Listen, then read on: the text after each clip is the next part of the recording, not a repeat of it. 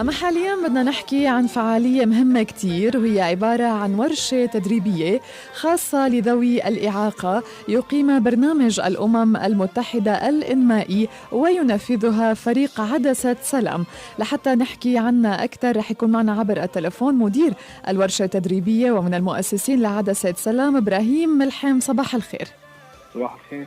بدك تخبرنا أكثر عن فكرة هي الورشة؟ هي صار لها تقريباً 10 أيام يمكن مبلشين فيها، وكيف تمام. الأجواء لحد هلأ؟ اليوم نحن صرنا باليوم ال 12 يمكن أو 13 أها. للورشة. تجربة كتير جديدة بالنسبة لنا. موضوع التدريب نحن صرنا عم ندرب سنتين تقريبا، بس نحن اليوم أول مرة نخوض هي التجربة مع الأشخاص ذوي الإعاقة. صدقا من أول يوم نحن عم نتعلم. اليوم جايين عم نتعلم اكثر ما عم نعلم، عم نتعلم الإرادة، عم نتعلم التصميم، لحتى الابداع بمنطق مختلف وبافكار مختلفه. بلشنا باول 5 ايام بالتصوير الفوتوغرافي. خلص تصوير فوتوغرافي، انتقل متدرب من مرحله انه هو ما بيعرف اي شيء عن موضوع الكاميرا، عن آلية التصوير، عن كيف بيقدر يصور بالكاميرا، لاخر يوم وصل انه هو صار يقدر يحمل الكاميرا، صار يقدر ياخذ صوره، ياخذ كادر صح، ياخذ ضوء صح. انتهت بسلام، خلينا نقول هي الورشه. انتقلنا بعدها للتصميم الجرافيك. بلشنا اول 5 ايام بالتدريب النظري، خلينا نقول نحكي عن تاريخ الجرافيك، عن شو هو الجرافيك، عن اساسياته. ومن يوم الاحد امبارح يمكن بلشنا بالتدريب العملي. يعني من امبارح بلشوا المتدربين يصمموا، خلينا نقول. حلو. وصدقا عم نكتشف مواهب فظيعه بالتصميم، فظيعه صير كم بالتصميم. تمام. إبراهيم، أنت كنت عم تقول إنه أنتم مدربين قبل، بس هاي أول تجربة لكم مع أشخاص ذوي إعاقة. ما في خصوصية لازم يكون بالتعامل، في أسلوب معين، في طريقة؟ كيف كانت هي التجربة؟ اليوم الخصوصية كانت بهيدي الورشة. هي عبارة عن تفاصيل بسيطة. هي بس تهيئة مكان، تهيئة الظرف اللي بدنا نقدر نعطي فيه. صدقا انت عارفة، انت موضوع مثلا يكون القاعة هي مهيئة للأشخاص ذوي الإعاقة. بحسنا كثير بدمشق ما لقينا غير قاعة هي مهيئة للأشخاص ذوي الإعاقة، وهذا الشيء مؤسف طبعا.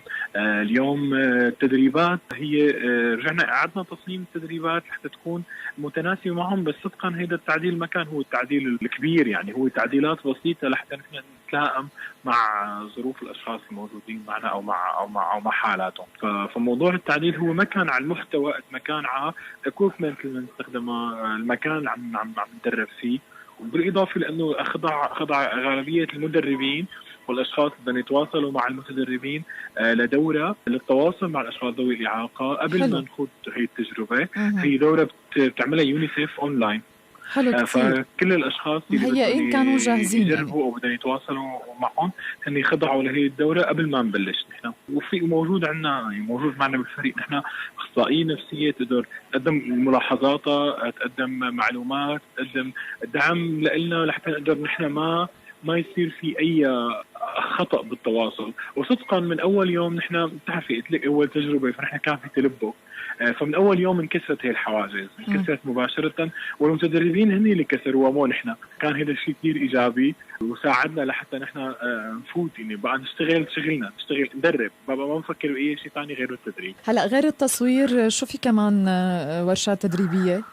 في اللي عندنا اليوم نحن خلصنا التصوير، قلت لك اليوم نحن بلشنا بالتدريب العملي بالجرافيك ديزاين. جرافيك. بعد الجرافيك ديزاين رح يجي شيء له علاقه بكتابه قصه النجاح. اليوم قصه النجاح هي كثير مهمه. هي اقرب خلينا نقول هي شغل اعلامي. ما فينا اليوم ب5 ايام نعلمهم الاعلام او نحكي عن الاعلام، بس اليوم فينا نعطيهم المبادئ الاولى، او كيف الشخص يقدر يتلقى خبر او كيف يقدر ينقل خبر بشكل صحيح. فاليوم حنبلش فيها يوم الأحد، وبعدها مباشرة حنبلش بصناعة الأفلام التسجيلية القصيرة أو الأفلام الترويجية نقول القصيرة. هي ما بدها وقت طويل يعني 10 أيام. يعني في 10 عندنا هلا أيام. 5 أيام لكتابة القصة، وفي عندنا 10 أيام بعدها لصناعة فيلم. اليوم الورشة هي مدتها 30 يوم. كمان هي تجربة بالنسبة لنا جديدة. نحن ورشاتنا السابقة هي عبارة عن 10 أيام أو 12 يوم كل ورشة. نحن هي اول مره بنعمل ورشه 30 يوم، لانه بالنسبه لاهميتها للورشه ولحتى الاشخاص الموجودين يقدروا يستفادوا باكبر كميه ممكنه. فاليوم كمان شيء جديد اللي عم نقدمه هو انه نحن 30 يوم عندنا، مو 10 ايام. قديش شفتوا عندهم شغف، حماس، تفاعل مع هي الورشات ومع الشيء اللي عم يتعلموه؟ اليوم نحن قلت لك نحن مصممين تدريبات. احنا اليوم ما بنعتمد على تدريبات موجوده، نحن بنصمم لكل ورشه تدريب خاص فيها. تصميم التدريب كان مبني على اساس انه نحن اليوم بدنا نشتغل 0 1 2 3 4 لل10 مثلا. اليوم هن عم بيطالبوا بال11 و12 و13، عم يطالبوا منا انه ياخذوا اكثر معلومات، عم يطالبوا منا، عم يسالوا اسئله اكثر، عم يتفاعلوا اكثر. كان هذا الشيء فوق الشيء المتوقعه. هي الدرجه نحن خلينا كل المدربين يجوا قبل يعني اليوم عندنا اول ورشه تصميم، فخلينا المدربين يجوا قبل لحتى يطلعوا على هدول الاشخاص الموجودين، على المدربين كلياتهم، حتى يهيئوا حالهم نفسيا. واي شخص بده يدرب له هيئ حالك نفسيا، لانه الموضوع ما سهل. الموضوع انت رح تنسال كثير، رح تتفاجئ بافكار كثير. كل يوم عم نطلع بقصه جديده. امبارح عم نحكي كنا عن التصميم وعن النسب وعن قصص اللي لها علاقه بالديزاين بشكل عام. في شخص موجود بالورشه، هو جاي على الورشه انه بيحب يصمم ازياء. جاب لنا شيء من تصاميم الازياء تبعيته. فصدقا انا ما تخيلت انه اشوف هيك شيء. فكان شيء كثير فظيع. يعني في التفاعل حتى عم بيكون بالبيت، بالوظائف، هن عم بيطالبوا بالوظيفه. صاروا احنا كل يوم في عنا شيء يشتغلوا بالبيت عم بيطالبوا فيها. لا بدنا وظيفه، بدنا نشتغل بالبيت. كل واحد عم بيكون عنده لوحه عم بيصورها او عم بيصممها، نحن عم نطبعها، عم نعلقها بالقاعه. هيدا الشيء عم بيساعدهم لحتى كثير هن يهتموا زياده بالورشه ويتفاعلوا معنا. تمام. هلا رح تخلص الورشه ورح يتدربوا المتدربين وياخذوا شهادات بعد هي الدوره كلها. المرحله اللي بعدها، هل في اهتمام بانه محاوله تامين فرص عمل مثلا، او يشاركوا بفعاليات تانية؟ ويمكن نحن ما قليل حتى نشوف مثلا، حتى لو كان شخص عنده مقدرات، قليل ما نشوف مؤسسه انها تشغل ذوي إعاقة. تماما.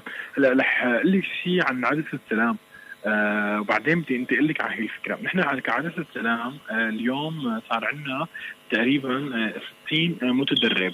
هدول ال 60 متدرب موجودين بكافه انحاء سوريا. نحن صرنا من 2015 مدرب، بلشنا بدمشق، حمص، حماطه، وطوس، اللاذقيه، رحنا على الحسكه، واذا الله راد السنه رح يكون في عندنا شيء بحلب وبالسويدة. فنحن اليوم 60 متدرب هن يبقى هم متدربين، هن اعضاء من الفريق. لليوم في نشاطات، لليوم في قصص نشتغلها اونلاين سواء. فالتفاعل مبدئيا هو موجود، لانه هدول ال 15 شخص متى انتهت الورشه حيكونوا جزء من فريق عدسة السلام. بدل ال 60 رح يصير في عندنا 75 شخص من الفريق. هي واحد. اثنين، نحن ضمن خطتنا لهي الورشه اليوم عم نشتغل معهم على بالفقرة الأخيرة أو بالفترة الأخيرة من الورشة. حنشتغل معهم على نقطتين كثير مهمين. نقطة العلاقة بالتسويق الإلكتروني، حتى كل شخص فيهم يقدر يسوق لحاله بشكل صح أونلاين. النقطة الثانية هي كيف أنت بتبدأ مشروع جديد وتحشر له هذا المشروع. وبنفس الوقت نحن اليوم رح ننتهي بالورشه، يكون عندنا مع انتهائنا بالورشه رح يصير في عندنا اول فريق مكون من 15 شخص مدرك ومتقن للعمل بالصوره من ذوي الاعاقه. رح ناخذ هيدا الليست باسمائهم كلياتهم، نوزعها على كل المنظمات وعلى كل الجمعيات وعلى كل المؤسسات العامله في البلد، حتى نخبرهم انه نحن هون وبسوريا وبعد 7 سنين من الحرب نحن صار عندنا فريق هو من ذوي الاعاقه جاهز انه يخدمكم بالصوره، وجاهز انه يخدمكم بكل ما شيء له علاقه بالصوره خلينا نقول. فاليوم نحن في كثير مشاريع لها علاقه فيهم على الصعيد الشخصي ولها علاقه بعدسة السلام. تمام. فالانتقال هذا الشيء بعد الورشه حيكون في فرق بالنسبه لهم تماما. يلا الحمد لله، انبسطت أنا، لأنه نحن دائما بنسمع أنه دمج ذوي الإعاقة مع المجتمع، بس عن جد ما بنشوف هذا الشيء مطبق بشكل حقيقي. يعني بعد هاي الدورة ما يعني قديش حلو نسمع أنه اشتغلوا بمكان معين، استثمروا هذا الشيء اللي تعلموه وقدموا من وخاصة لا تفضلي. عفوا بنحس عندهم إبداع مختلف، عندهم بينظروا للأمور بطريقة أخرى. انت اليوم هلا حضرتك قلتي دمج ذوي الاعاقه مع المجتمع، انا بقول لك انه نحن اليوم مجتمعنا هو اللي بده يدمج مع الاشخاص ذوي الاعاقه، مو العكس. لانه اليوم مجتمعنا هو هن كاشخاص ذوي اعاقه، هن اصلا مدموجين وهن بيعرفوا شو بدهم، وبيعرفوا وين رايحين، وبيعرفوا كيف يتعاملوا مع العالم، وهن الاشخاص اللي بدهم يتواصلوا معهم.